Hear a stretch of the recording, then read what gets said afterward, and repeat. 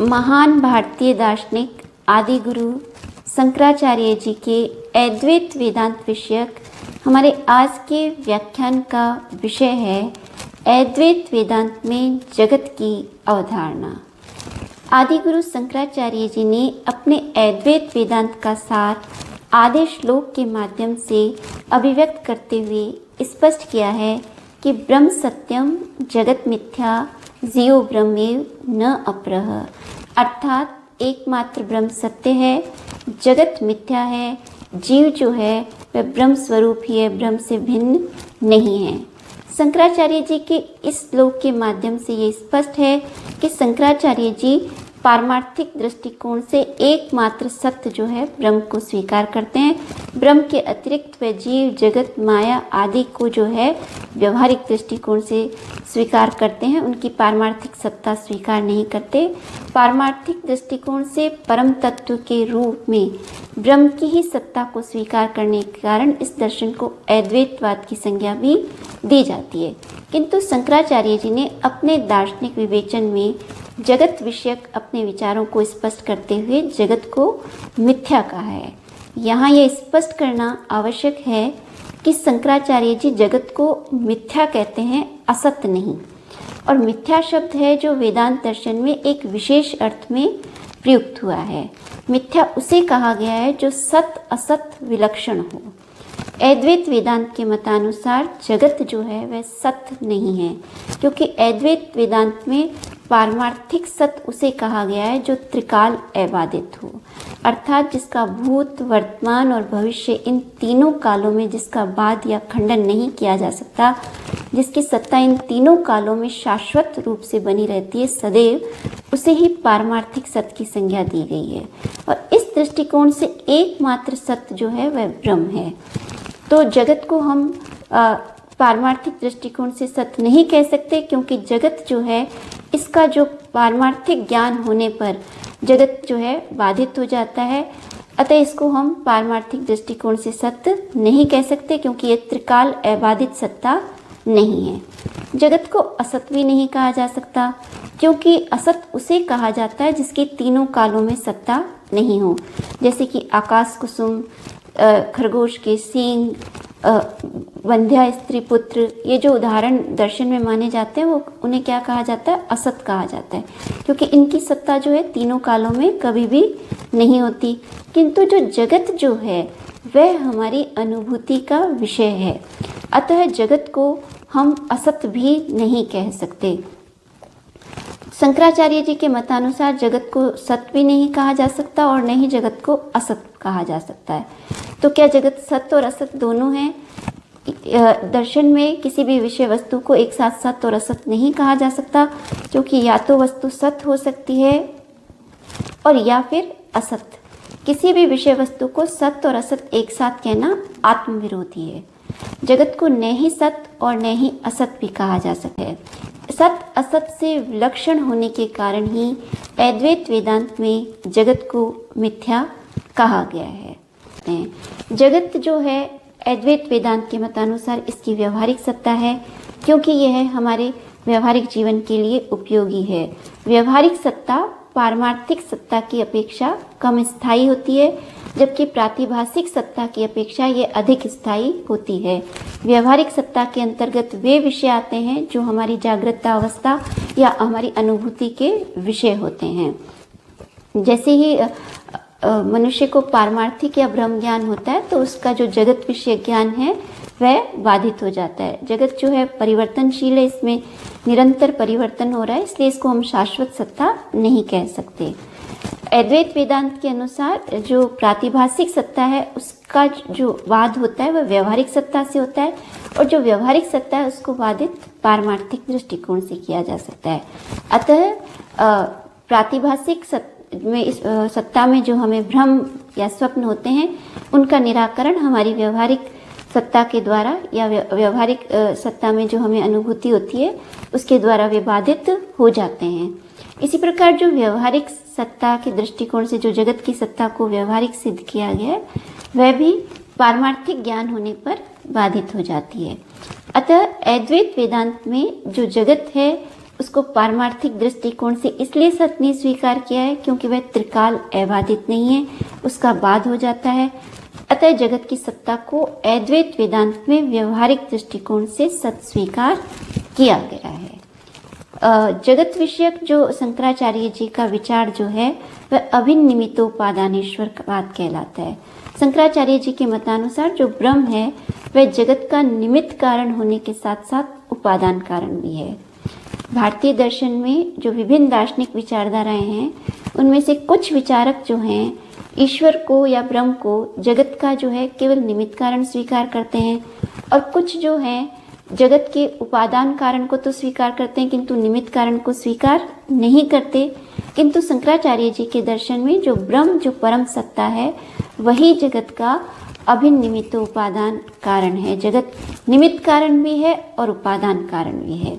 जैसा कि हमने अपने पूर्व के व्याख्यानों में स्पष्ट किया था कि किसी भी विषय वस्तु का निमित्त कारण वह कारण होता है जो किसी वस्तु का निर्माण करता है या उसको गति या क्रियाशीलता प्रदान करता है, और उपादान कारण वह विषय सामग्री होती है जिसके द्वारा उस वस्तु का निर्माण होता है। अद्वैत वेदांत में जो ब्रह्म है वह जगत का निमित्त कारण भी है और वह उपादान कारण भी है। उपादान कारण ब्रह्म अपनी मायावी शक्ति के द्वारा अर्थात अपनी माया के द्वारा इस नाना रूपात्मक विविधता में प्रपंचात्मक जगत की सृष्टि करता है। माया जो है ब्रह्म की शक्ति है। जिस प्रकार एक जादूगर अपनी जादुई शक्ति के द्वारा विभिन्न जादू विषयक खेल जो है प्रदर्शित करता है, उसी प्रकार ब्रह्म जो है अपनी इस मायावी शक्ति के द्वारा इस नाना रूपात्मक प्रपंचात्मक विविधतामय जगत को अभिव्यक्त करता है। जिस प्रकार जादूगर अपनी जादुई शक्ति या क्षमता से प्रभावित नहीं होता, उसी प्रकार ब्रह्म जो है इस माया से अप्रभावित रहता है। अद्वैत वेदांत में जो है जगत विषयक जो विचार है उसके अंतर्गत हमने ये देखा कि शंकराचार्य जी जो है माया के द्वारा जगत की व्याख्या करते हैं, और जैसा कि हमने माया विषयक अपने व्याख्यान में स्पष्ट किया था कि माया के दो प्रमुख कार्य हैं, एक आवरण और दूसरा विक्षेप। आवरण के द्वारा जो है माया जो है ब्रह्म के पारमार्थिक स्वरूप को आवृत कर देती है। जो ब्रह्म जो सत्य चित्त आनंद स्वरूप है उसके स्वरूप को आवृत करती है, और जो विक्षेप है उसके द्वारा नाना रूपात्मक विविधता में प्रपंचात्मक इस जगत को अभिव्यक्त करती है। इस प्रकार अद्वैत वेदांत में जो है ब्रह्म ही जगत का निमित्त कारण भी है और उपादान कारण भी है। जगत के विषय में अद्वैत वेदांत का जो मत है वह विवर्तवाद कहलाता है। विवर्तवाद जो है सत्कार्यवाद का ही एक प्रकार है। सत्कार्यवाद कार्य कारण सिद्धांत है। कार्य कारण सिद्धांत के समक्ष एक ये महत्वपूर्ण प्रश्न है कि क्या कार्य उत्पत्ति से पूर्व अपने उपादान कारण में विद्यमान होता है या नहीं। इसको लेकर भारतीय दर्शन में दो विचारधाराएं प्रचलित हैं। एक विचारधारा ये स्वीकार करती है कि कार्य जो है उत्पत्ति से पूर्व अपने उपादान कारण में विद्यमान होता है। इस विचारधारा को हम सत्कार्यवाद कहते हैं। जबकि एक विचारधारा है जो ये स्वीकार करती है कि कार्य उत्पत्ति से पूर्व अपने उपादान कारण में विद्यमान नहीं होता, कार्य जो है वो एक नवीन रचना है। और ये जो मत है वह आरंभवाद कहलाता है, जिसे असत्कार्यवाद भी कहते हैं। न्याय वैशेषिक जो दर्शन है वह असत्कार्यवाद के प्रमुख समर्थक माने जाते हैं। अद्वैत वेदांत जो है सत्कार्यवाद का समर्थक है, और सत्कार्यवाद के भी पुनः दो भेद हैं, एक है परिणामवाद और दूसरा है विवर्तवाद। सत्कार्यवाद के समक्ष एक प्रश्न है कि क्या कार्य जो है कारण का वास्तविक रूपांतरण या परिणाम है या नहीं। जहाँ तक परिणामवादी दार्शनिक हैं वे ये स्वीकार करते हैं कि जो कार्य है वह कारण का वास्तविक रूपांतरण ही है, और इस विचार के जो समर्थक हैं वे सांख्य दर्शन और जो विशिष्टाद्वैतवाद है। सांख्य दर्शन का मत प्रकृति परिणामवाद कहलाता है, क्योंकि सांख्य दर्शन इस संपूर्ण चराचर जगत को अव्यक्त प्रकृति का परिणाम स्वीकार करता है, जबकि रामानुजाचार्य जी जिनका दार्शनिक विचारधारा जो विशिष्टाद्वैतवाद कहलाती है, वे ब्रह्म परिणामवाद का समर्थन करते हुए स्पष्ट करते हैं कि ये संपूर्ण चराचर जगत जो है ब्रह्म का परिणाम है। किंतु अद्वैत वेदांत के समर्थक आदि गुरु शंकराचार्य जी परिणामवाद को स्वीकार नहीं करके उसके स्थान पर विवर्तवाद का समर्थन करते हैं, क्योंकि शंकराचार्य जी के मतानुसार एकमात्र ब्रह्म ही सत्य है, अर्थात कारण सत्य है। कार्य जो है वह कारण का आभासिक या प्रतीति मात्र है, हमें प्रतीत मात्र होता है। कारण जो है वास्तव में कार्य में रूपांतरित नहीं होता। जहाँ परिणामवाद में कारण और कार्य दोनों को सत्य स्वीकार किया गया है, वहीं विवर्तवाद केवल कारण को सत्य स्वीकार करता है और कार्य को कारण का आभासिक या प्रतीति मात्र स्वीकार करता है। जहाँ परिणामवाद जो है कार्य को कारण का वास्तविक रूपांतरण स्वीकार करता है, वहीं विवर्तवाद जो है कार्य को कारण का आभासिक या प्रतीति रूप मात्र स्वीकार करता है। अद्वैत वेदांत के मतानुसार ये जो संपूर्ण चराचर जगत जो है कार्य रूप में है, किंतु ये हमें ब्रह्म का वास्तविक रूपांतरण नहीं है, ये हमें केवल प्रतीति मात्र होती है।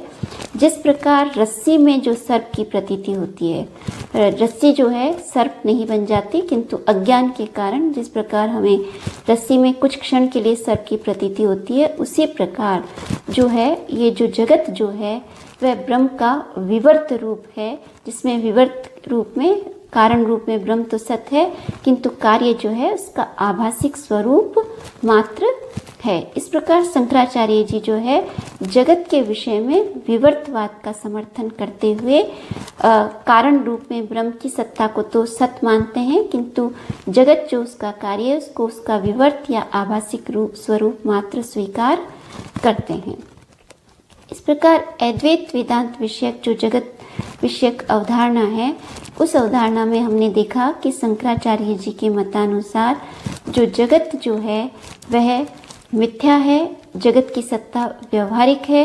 जगत के विषय में जो शंकराचार्य जी का मत है वह विवर्तवाद कहलाता है।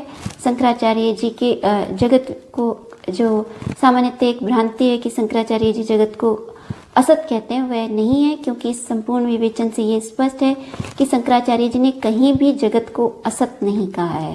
शंकराचार्य जी जगत को सत असत से विलक्षण होने के कारण मात्र उसको अनिर्वचनीय कहते हैं, क्योंकि अद्वैत वेदांत के मतानुसार पारमार्थिक दृष्टिकोण से परम सत्य जो है एकमात्र ब्रह्म है।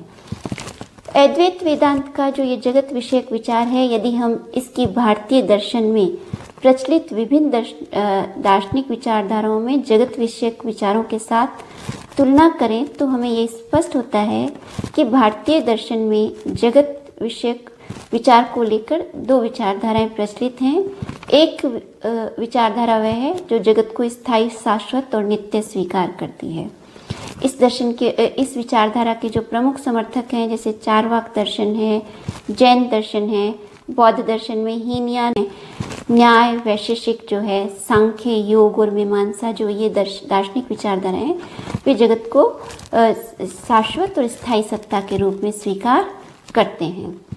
और एक विचारधारा जो ऐसी है जो जगत को स्थायी शाश्वत स्वीकार नहीं करती, और इसमें जो प्रमुख विचारक जो हैं, एक तो विज्ञानवादी विचारक हैं बौद्ध दर्शन के, जो केवल विज्ञानों की सत्ता स्वीकार करते हैं और इस जगत को विज्ञान के रूप में स्वीकार करते हैं। और एक शून्यवादी विचारधारा है जो जगत की शून्यवादी व्याख्या करते हुए ये स्पष्ट करती है कि इस जगत जो है जगत को उन्होंने भी सत्य असत विलक्षण कहा है, और वो इसको सत्य असत विलक्षण होने के साथ साथ जो उन्होंने ये कहा है कि जो जगत है जो है निरपेक्ष सत्ता नहीं है, वह सापेक्ष है, क्योंकि बौद्ध दर्शन है उसमें किसी भी निरपेक्ष सत्ता को स्वीकार नहीं किया गया है। बौद्ध दर्शन का जो प्रतीत्य समुत्पादवाद सिद्धांत है वह सापेक्षता का समर्थक है। अतः बौद्ध दर्शन में जो शून्यवाद है वह भी जगत की जो है शून्य के रूप में व्याख्या करके उसे शाश्वत सत्य के रूप में स्वीकार नहीं करता। अब जहाँ तक शंकराचार्य जी का मत है, वे जगत को शाश्वत सत्ता के रूप में तो स्वीकार नहीं करते, किंतु वे जगत को पूर्णतः असत भी स्वीकार नहीं करते हैं। शंकराचार्य जी के मतानुसार यदि जगत को शाश्वत स्वीकार किया जाए तो उसका कभी बाध नहीं होना चाहिए, किंतु हम देखते हैं कि जो ये जगत जो है, इसका पारमार्थिक ज्ञान होने पर ये जगत जो है बाधित हो जाता है और इसमें निरंतर परिवर्तन हो रहा है। अतः जगत को हम सत्य तो नहीं कह सकते, क्योंकि सत्य वही होगा जिसका किसी प्रकार से बाध या खंडन नहीं हो। जगत को हम असत्य भी नहीं कह सकते, क्योंकि इसकी प्रतीति होती है। अतः शंकराचार्य जी का जो जगत विषयक विचार है, इन दोनों ही विचारधाराओं के विपरीत शंकराचार्य जी जगत को जो है उसकी सत्ता को व्यवहारिक दृष्टिकोण से सत्य स्वीकार करते हुए उसे मिथ्या कहते हैं। और मिथ्या, जैसा कि हमने अभी स्पष्ट किया कि जो सत्य और असत्य से विलक्षण है वही मिथ्या कहलाता है। इस प्रकार अद्वैत वेदांत के इस जगत विषयक विचार से ये स्पष्ट है कि अद्वैत वेदांत दर्शन में शंकराचार्य जी ने यद्यपि ब्रह्म को ही पारमार्थिक सत्ता के रूप में स्वीकार किया है, किंतु शंकराचार्य जी जगत की व्यवहारिक सत्ता को स्वीकार करते हैं और इसको ब्रह्म का विवर्त रूप स्वीकार करते हुए इसे सत्य असत विलक्षण होने के कारण मिथ्या स्पष्ट करते हैं। हमारे आज के व्याख्यान से संबंधित कुछ महत्वपूर्ण प्रश्न इस प्रकार हैं।